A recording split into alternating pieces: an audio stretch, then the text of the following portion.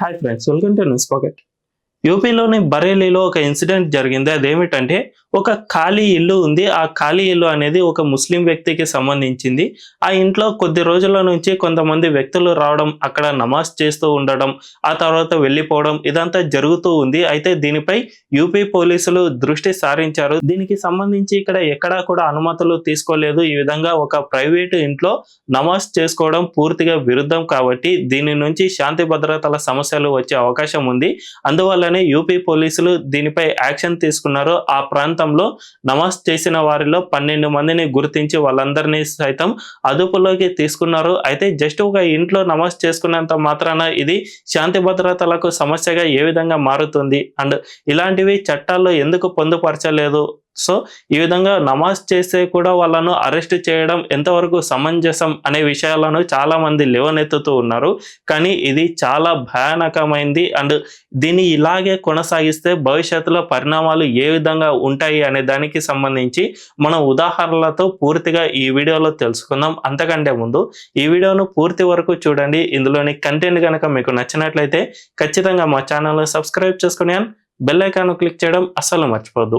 ఇక డీటెయిల్స్ లోకి వెళ్తే, జనరల్ గా బరేలీలో ఒక ప్రైవేట్ ఇల్లు అన్నమాట. అది ఇల్లు కూడా ముస్లిం వ్యక్తికి సంబంధించింది కాబట్టి అక్కడ ఎవరైనా వెళ్ళి నమాజ్ చేసుకోవడానికి వీలుంటుంది అని అనుకుంటే అది పూర్తిగా పొరపాటే అవుతుంది. మన దేశ చట్టాలను అతిక్రమించినట్లే అవుతుంది. ఎందుకంటే మన దేశ చట్టాల్లో ఎక్కడైనా కానీ ఒక వర్గానికి లేదంటే ఒక మతానికి సంబంధించిన ప్రార్థనలు చేయాలి అంటే అందుకు ప్రభుత్వం నుంచి అనుమతి అయినా తీసుకోవాలి. లేకపోతే ఒక ప్రాంతంలో పర్మనెంట్ గా తాము ప్రార్థనలు చేసుకోవాలన్నా కూడా ప్రభుత్వం నుంచి అనుమతి అనేది తప్పనిసరిగా ఉంటుంది. ఎందుకంటే ఒక ప్రాంతంలో ఒక వర్గానికి సంబంధించిన వాళ్ళు తమ ప్రార్థనలు చేసుకోవాలి అంటే ఖచ్చితంగా ఆ చుట్టుపక్కల వాళ్ళు ఎవరు కూడా అబ్జెక్షన్ లేకుండా ఉండాలి. అంతేకాకుండా ఆ ప్రాంతానికి సంబంధించి ఇల్లీగల్గా ఏమైనా భూమికి సంబంధించిన లిటిగేషన్స్ ఉన్నాయా ఇవన్నిటిని పరిశీలించిన తర్వాత మాత్రమే ప్రభుత్వం అనుమతిని జారీ చేస్తుంది.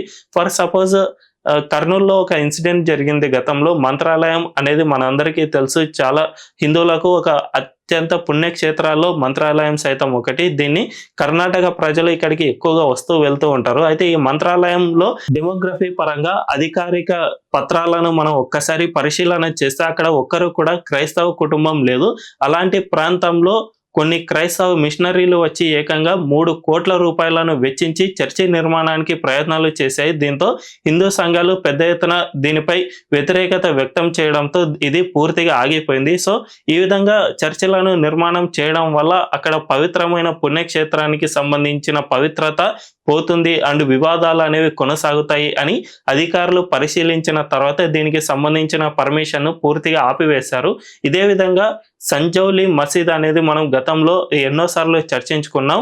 హిమాచల్ ప్రదేశ్లోని సిమ్లా నగరంలో ఈ సంజౌలి అనే మసీదు ఉంటుంది.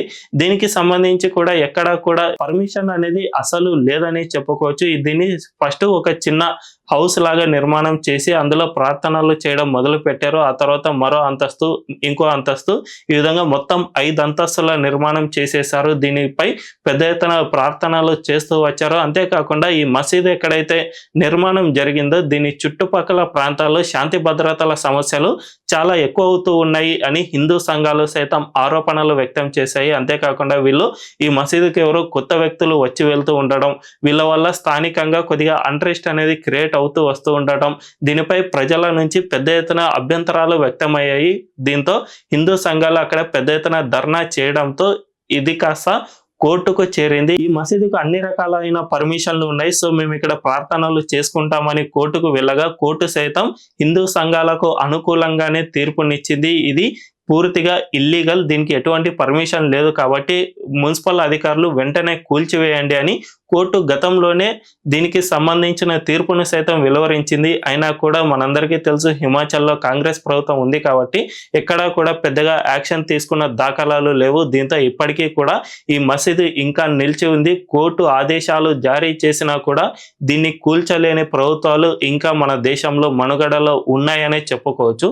సో ఈ విధంగా ఏదైనా ఒక ప్రాంతాన్ని అలా వదిలేసే ఫస్ట్ ఏదో చిన్న ప్రార్థనలు చేసుకుంటూ ఉన్నారు కదా, దాన్ని మనం పర్సనల్ గా తీసుకోవాల్సిన అవసరం లేదు. లేదు అని వదిలేస్తే ఖచ్చితంగా అది మళ్ళీ మళ్ళీ పెరిగిపోతుంది. అంతేకాకుండా ఆ హౌస్ కాస్త ఒక మసీదుగా క్రియేట్ అవుతుంది. సో ఆ మసీదు తర్వాత కొన్ని అంతస్తుల భవనంగా క్రియేట్ అవుతుంది.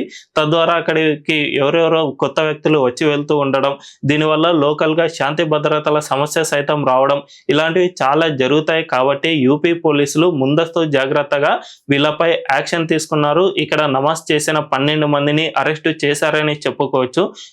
సో యూపీ పోలీసుల్లాగా యావత్ దేశవ్యాప్తంగా అన్ని రాష్ట్ర ప్రభుత్వాలు ముందస్తుగానే చర్యలు తీసుకుంటే మన దేశంలో ఎలాంటి సమస్య ఉండదు.